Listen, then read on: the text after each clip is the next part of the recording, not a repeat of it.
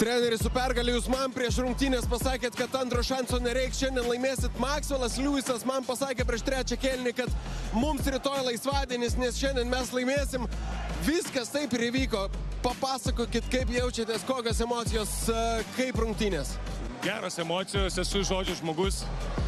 Prieš mėnesį laiko sakiau, pažiūrėsim, kas bus geresni, po mėnesio mes esam šiandien geresni. Dabar yra mūsų tikslas užbaigti play-offus pergalę. Jūs šitas rungtynės turėjot visokių atkarpų, atrodė jau turit iniciatyvą savo rankoje, vėliau Rytas turi iniciatyvą savo rankose. Kas padėjo galų gale išlaikyti tą nepasidavimą iki pabaigos ir galų gale pasiekti pergalę?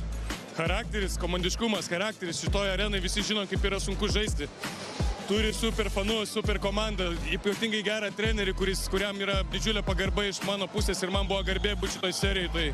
Bet mūsų charakteris mums leido tą uždominuoti. Ir dar, kol dar nepabaigėm, noriu atsiprašyti savo meilės žmonos, kad turėsiu dar mėnesį laiko darbuotis ir negalėsiu grįžti. Laimonai, tai pažadais, koks pažadas pusfinaliam?